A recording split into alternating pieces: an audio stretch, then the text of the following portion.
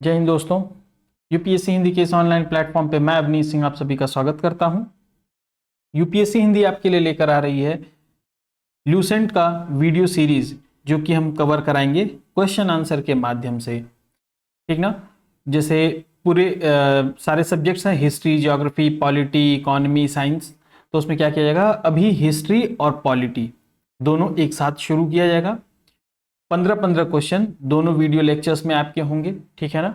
15 जो होंगे वो हिस्ट्री से होंगे और 15 ज्योग्राफी से होंगे। ये दोनों सीरीज एक साथ स्टार्ट होगी, ज्योग्राफी और हिस्ट्री की। और यूपीएससी हिंदी क्यों स्टार्ट कर रही है लूसेंट की वीडियो सीरीज?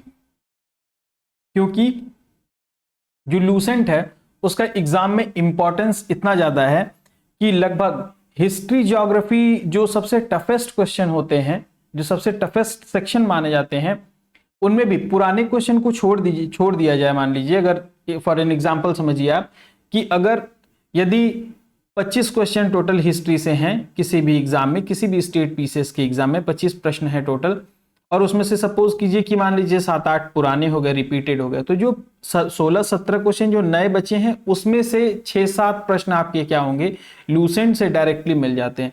तो अगर 50-60 पन्ने की हिस्ट्री का सेक्शन पढ़ के अगर आपको वहां से 7-8 क्वेश्चन मिल जाते हैं तो फिर हमें लगता है जरूर अप्रोच करना चाहिए। तो इसलिए इंपॉर्टेंस को देखते हुए हम अभी जो है हिस्ट्री और ज्योग्राफी की लेक्चर सीरीज स्टार्ट कर रहे हैं, जो कि प्रश्न उत्तर माध्यम से होगा। वो कैसे होगा अभी हम लोग उदाहरण के रूप में देखेंगे। ठीक है ना। देखिए कितने कितने प्रश्न होंगे, 15 क्वेश्चन जो है लगभग वो डेली होंगे आपके। ठीक है ना। उसके साथ में आप लूसेंट बुक को पढ़ते जाइएगा, फिर देखिएगा आपको कितना समझ में आ रहा है, आपकी कॉन्सेप्ट क्लैरिटी कितनी बन रही है, कितनी चीजें आपको याद हो रही हैं। ठीक। और हाँ, जब प्रश्न आएगा सामने तो मैं उसको अभी बता देता हूं कि हर प्रश्न उत्तर को मैं कम से कम 3 से 4 बार तो मैं उसको रिपीट करूंगा ही, ताकि वो जाकर के आपके दिमाग में बैठे जाकर के, है ना। क्योंकि फैक्ट्स इसमें बहुत ज्यादा हैं, एक एक सेंटेंस में लूसेंट के 3-3, 4-4 फैक्ट्स होते हैं, तो वो जाके कायदे से आपके दिमाग में सेट हो, जाकर के बैठे वो आपके दिमाग में। तो इसके लिए मैं क्या प्रयास करूंगा कि क्वेश्चंस को जो है वो 3 से 4 बार मैं क्या करूं, रिपीट करूं उसको। ठीक है ना। बार बार बोलूंगा तो आपके दिमाग में जाकर के वो बैठेगा। ठीक। चलिए तो हम लोग स्टार्ट करते हैं अपनी सीरीज। ठीक। जैसे ये देखिए हिस्ट्री का, देखिए प्राचीन इतिहास के लगभग 200 प्रश्न होंगे। ठीक है ना। जैसा कि आपके स्क्रीन पे जब आपने वीडियो स्टार्ट किया होगा तो थंबनेल में स्पष्ट दिख रहा होगा कि 200 प्रश्नों के माध्यम से पूरा प्राचीन भारत हम लोग क्या करेंगे, कवर करेंगे। तो उसमें पहला प्रश्न है, और कैसे कवर करेंगे ये बस मैं हर वीडियो में नहीं बताऊंगा, आज पहला वीडियो है इसलिए क्या कर रहा हूं, आपका 2-4 मिनट का इंट्रोडक्शन हो गया एक आपका, है ना। ठीक। 2-4 मिनट का एक इंट्रोडक्शन हो गया, फिर हर वीडियो में नहीं बताऊंगा ये बातें, सीधे हम लोग क्या करेंगे, क्वेश्चन आंसर अपना सेशन स्टार्ट कर लिया करेंगे। ठीक। आइए देखते हैं कैसे करेंगे हम लोग। ये 1-2 प्रश्नों के माध्यम से ही आपको समझ में आ जाएगा। जैसे देखिए पहला प्रश्न है, वेदों के संकलनकर्ता कौन है? वेदों के संकलनकर्ता कौन है? तो आपका उत्तर है महर्षि कृष्ण द्वैपायन वेदव्यास जी हैं। कौन है? महर्षि कृष्ण द्वैपायन वेदव्यास जी हैं। ठीक। अब ये महर्षि कृष्ण द्वैपायन वेदव्यास जी ने क्या लिखा है, वेदों का लिखा है, सॉरी संकलन किया इन्होंने वेदों का। तो अब वेद किसे कहते हैं, क्या है वेदों में? ठीक है ना। ये भारत का क्या है, सबसे प्राचीन ग्रंथ है। जो हमारा वेद है वो भारत का सबसे प्राचीन ग्रंथ है। ठीक है ना। ये क्या कहते हैं, चारों वेद जो हैं वो 4 वेद कितने हैं टोटल, 4 हैं। ऋग्वेद, ठीक है ना, सामवेद, अथर्ववेद, और चौथा क्या है, यजुर्वेद। ठीक। ऋग्वेद, सामवेद, अथर्ववेद और यजुर्वेद, इन चारों वेदों का जब संकलन हो जाता है तो उसे हम क्या कहते हैं, चारों वेदों के संकलन को हम कहते हैं संहिता। इन वेदों को क्या कहते हैं, दूसरी भाषा में कह ले तो संहिता कहते हैं। ठीक। तो 4 वेद आपको समझ में आ गए। ये वेद जो है वो क्या क्या है, मतलब ये क्या उपदेश देना चाहते हैं, जो वेद हैं वो क्या उपदेश देना चाहते हैं आपको, ये बताना चाहते हैं। ये उपदेश देते हैं आपको वसुधैव कुटुंबकम का, ठीक है ना। वसुधैव कुटुंबकम का अर्थ होता है कि ये पूरा जो विश्व है वो एक परिवार की तरह से है, जो पूरा विश्व है वो क्या है, एक परिवार की तरह से है। ठीक, तो हम इस तरह से थोड़ा थोड़ा आसपास के भी प्रश्नों को हम लोग कवर करते चलेंगे। ठीक, जैसे इसमें हो गया वेद कितने हैं, तो 4 हैं, ऋग्वेद, सामवेद, अथर्ववेद, यजुर्वेद। ठीक, तो ऐसे हम लोग मोटा मोटी आसपास की थोड़ी थोड़ी चीजों को जहां जहां से प्रश्न, पुराने प्रश्न हैं, उनको भी हम लोग क्या करेंगे, कवर करते चलेंगे। ठीक, चलिए अगला प्रश्न देखते हैं। ऋग्वेद पढ़ने वाले ऋषि को क्या कहते हैं? ऋग्वेद पढ़ने वाले ऋषि को हम क्या कहते हैं, होत्री कहते हैं। ऋग्वेद पढ़ने वाले ऋषि को क्या कहते हैं, होत्री कहते हैं। ऐसे ही सामवेद पढ़ने वाले ऋषि को क्या कहते हैं? सामवेद पढ़ने वाले ऋषि को क्या कहते हैं हम लोग? उदात्री, उद्रात्री कहते हैं हम लोग। ठीक, आप लोग बुक में देखिएगा उसको उद्रात्री कहते हैं। यजुर्वेद, जो यजुर्वेद पढ़ने वाले ऋषि को क्या कहते हैं हम लोग? अधर्व्यु। क्या कहते हैं हम लोग? अधर्व्यु कहते हैं। ठीक, चलिए नेक्स्ट प्रश्न देखते हैं हम लोग अपना। खिल, ये खिल क्या है, किसे कहते हैं? खिल कहते हैं 8वें मंडल में जो हस्तलिखित ऋचाएं हैं। ठीक है ना, 8वें मंडल में, ऋग्वेद में कुल कितने मंडल हैं? 10 मंडल हैं। ठीक, तो जो 8वें मंडल की हस्तलिखित ऋचाएं हैं उन्हें क्या कहते हैं हम? खिल कहते हैं। इसमें आपको 8वां मंडल बहुत ध्यान रखना है। ठीक, 7वां मंडल, 6वां मंडल नहीं, क्या? 8वां मंडल। ठीक, कितने मंडल हैं कुल? 10 मंडल हैं। ठीक, एक यहां से मंडल से ही प्रश्न और पूछता है कि तृतीय मंडल में, जो 3rd मंडल है, तृतीय मंडल में किस चीज का उल्लेख है? अगर आपसे कभी पूछ दे तृतीय मंडल में किस चीज का उल्लेख है, तो आपका उत्तर क्या होगा? गायत्री मंत्र का उल्लेख है। किसका? गायत्री मंत्र को, गायत्री मंत्र का उल्लेख है। ठीक है ना। इसमें देवता सूर्य, किस देवता का? देवता सूर्य का क्या किया गया है, इसमें जिक्र किया गया है। ठीक, चलिए अगला प्रश्न देखते हैं हम लोग, क्या है हमारा? चातुष्वर्ण समाज का उल्लेख है किस सूक्त में? किस सूक्त में? आपसे पूछेगा अगर चातुष्वर्ण समाज का उल्लेख किसमें है, तो पुरुष सूक्त में। अब आप मेरे से पूछोगे कि सर ये वीडियो देखने का क्या फायदा है? आप अगर ये पीडीएफ हमें दे दें तो हम पीडीएफ को ही समझ लेंगे सर, हम रट लेंगे। चातुष्वर्ण समाज का उल्लेख है, चातुष्वर्ण समाज का उल्लेख जो है किस सूक्त में है, हम रट लेंगे पुरुष सूक्त में। लेकिन एग्जाम में जरूरी नहीं कि एकदम सेम सेंटेंस लिख करके आ जाए। एग्जामिनर अगर थोड़ा भी आपको घुमाया, अगर आपने कॉन्सेप्ट नहीं समझा क्वेश्चन का, एग्जामिनर थोड़ा भी घुमाया आपको अगर, तो अब क्या होंगे? परेशान हो जाएंगे। ठीक ना, ये बातें बस मैं अपने फर्स्ट वीडियो में समझा रहा हूं, इतना टाइम नहीं लूंगा। अगले बार से सीधे बस क्वेश्चन, आंसर और कॉन्सेप्ट। ठीक, तो वहां पे क्या होंगे? आप फंस जाएंगे। जैसे सपोज कीजिए अगर लिख के दे दे कि 4 वर्णों के समाज का उल्लेख किस मंडल में किया गया है, तब आप क्या मारेंगे? चलिए यहां से तो आप रट लिया आपने, पुरुष सूक्त में। किस मंडल में दिया गया है तब? तो 10वें मंडल में। अब वो कैसे? 10वें मंडल में जो है वो 4 सूक्तों का उल्लेख किया गया है। 10वें मंडल में 4 सूक्तों का उल्लेख किया गया है। जब आप लूसेंट देखेंगे तो उसमें दिया गया है नदी स्तुति सूक्त, पुरुष सूक्त, नासदीय सूक्त और सूर्य सूक्त। तो ये 4 सूक्तों का उल्लेख किया गया है, उसमें से एक है पुरुष सूक्त। ठीक है ना, उसमें से एक है पुरुष सूक्त। तो ये 10वें मंडल में 4 सूक्त हैं, उसमें से एक है पुरुष सूक्त। इसी पुरुष सूक्त में जो है चातुष्वर्ण समाज का उल्लेख किया गया है। चातुष्वर्ण समाज का अर्थ यह है कि समाज को 4 वर्णों में जो है बांटा गया। समाज को कितने वर्णों में बांटा गया? 4 वर्णों में बांटा गया। क्षत्रिय, ब्राह्मण, वैश्य और शूद्र, इन्हीं को क्या कहते हैं हम लोग? चातुष्वर्ण समाज। तो अगर अगली बार से अगर प्रश्न दे दे कि किस मंडल में उल्लेख है, तो आप क्या मारेंगे? 10वां मंडल। चलिए हम लोग देखते हैं अपना प्रश्न नंबर 5। गाय को अघन्या कहा गया है किस वेद में? किस वेद में अघन्या कहा गया है? तो आपका उत्तर क्या होगा? ऋग्वेद में कहा गया है। आपका उत्तर क्या होगा? ऋग्वेद में कहा गया है। 4 वेद हैं कुल, जिसमें पहला वेद है ऋग्वेद, अभी हमने बात किया ऊपर। ठीक ना, तो वो आपका उत्तर होगा ऋग्वेद। गाय को अघन्या कहा गया है ऋग्वेद में। नेक्स्ट हमारा क्वेश्चन है क्वेश्चन नंबर 6। वर्तमान में प्रचलित कैलेंडर, वर्तमान में जो प्रचलित हमारा कैलेंडर है वो क्या है? इसको काट दें, ये एक्स्ट्रा लिखा गया है। ग्रेगोरियन कैलेंडर, उस कैलेंडर का नाम क्या है? Gregorian calendar. क्या नाम है उसका? Gregorian calendar. इसे क्या कहते हैं हम लोग?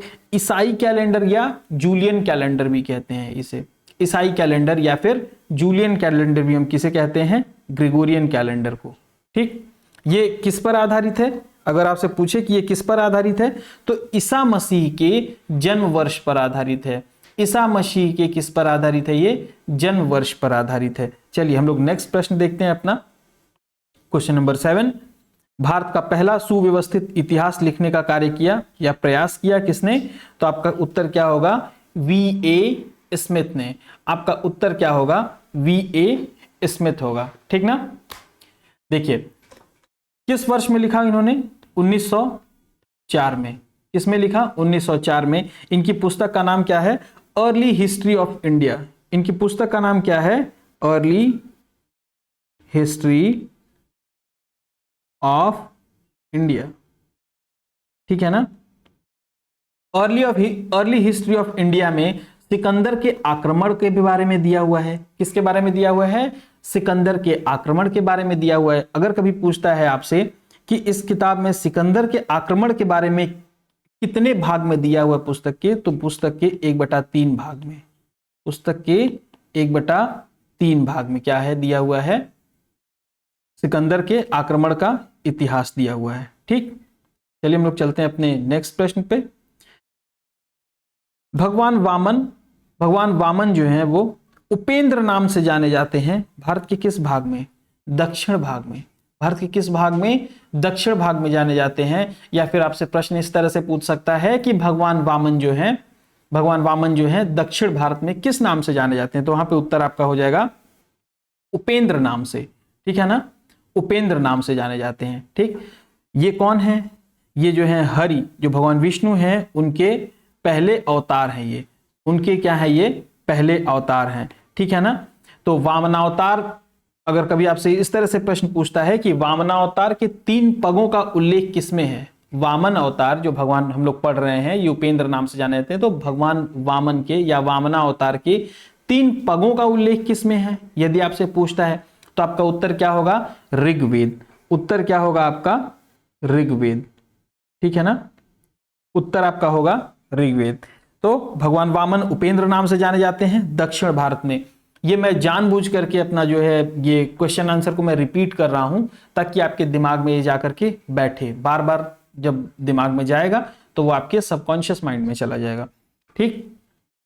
हाँ, आप लोग जो है वो कमेंट करके जरूर बताइएगा कि आपको ये सीरीज कैसा लग रहा है, प्रश्न उत्तर शैली आपको जो है कैसी लग रही है आपको, ताकि आपका भी उत्साह बना रहे, मेरा भी उत्साह बना रहे। तो हम लोग वीडियो सीरीज को और आगे के सब्जेक्ट में भी प्रोसीड करेंगे, ठीक।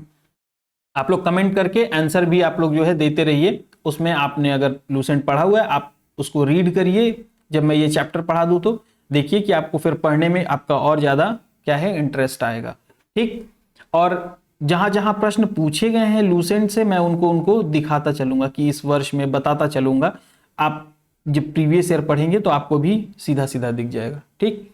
चलिए 9वां जो प्रश्न है हमारा, ऋग्वेद में इंद्र के लिए कुल ऋचाएं कितनी हैं? ऋग्वेद में इंद्र के लिए कुल ऋचाएं कितनी हैं? तो आपका उत्तर होगा 250, ठीक। 250 ऋचाएं हैं भगवान इंद्र के लिए। या फिर इस प्रश्न को इस तरह से भी पूछ सकता है कि ऋग्वेद में सर्वाधिक ऋचाएं किस देवता के लिए हैं? तो किसके लिए हैं वो?